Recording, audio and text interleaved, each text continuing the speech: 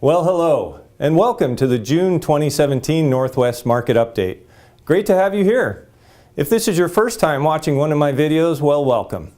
You also can see my archive of previous updates and predictions at my YouTube channel, or go to my brand new website at realestateanswers.guru. But for now, here's what's happening. Just when you thought the market could not get any hotter, boom, inventory falls again, closings and escrows go up, and the median price soars by over 15% in King County. If you're thinking about selling, stop thinking about it and call me. Last week I had one listing get 26 offers and another that only got 3, but both homes got nearly $100,000 over the asking price. Part of it is the market, but most of it is having a scientific approach to your list price strategy. The average buyer in this market is pretty well informed, and you can't just go fishing. You have to be smart as a seller to match the smarts of the buyer.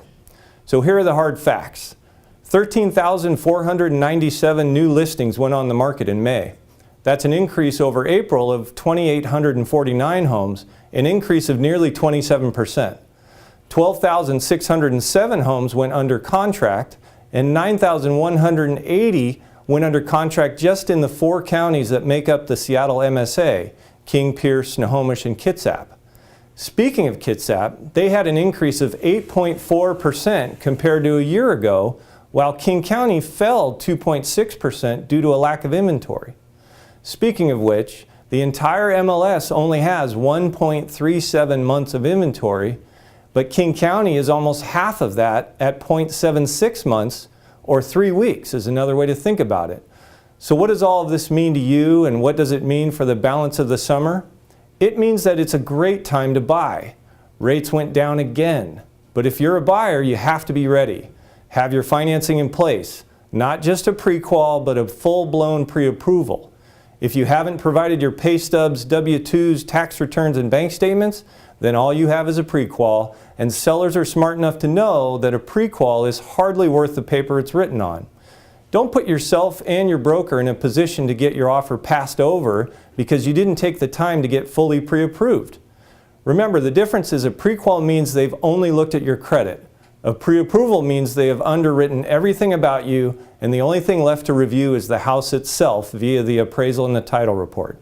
Make sense? If you're unsure, ask your lender or ask me.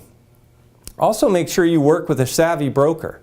We train in my office on how to write winning offers, and in this training we cover all of the things that you can do besides price to make your offer the most attractive that it can be. We include clauses and language that communicate to the seller and the listing broker that you are committed and we are experts in real estate.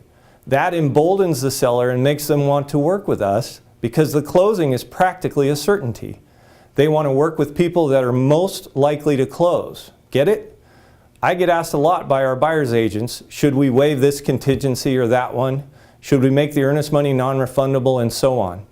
Every situation and client is different, but advice is always the same. Analyze the situation and the risk, then analyze your client's appetite for risk. It is ultimately their money, and they have to decide if they're willing to take that risk. We can even include terms that will be perceived as aggressive, but without increasing our buyer's risk. Those techniques are advanced, but easy to do once you understand contract language. Experience matters. If you're a seller, what is my advice? Well, number 1, don't go on a fishing expedition. Be considerate of price bracketing. Number 3, understand the psyche of the buyer pool. Number 4, understand how to manipulate the buyer pool to your advantage. And number 5, make sure the home is show ready. These are all things we train on daily and will teach you as our client. We will even give you our maximum payoff guide so that you better understand how and why we are doing what we do when we use our 155-step home selling system. It is truly a system.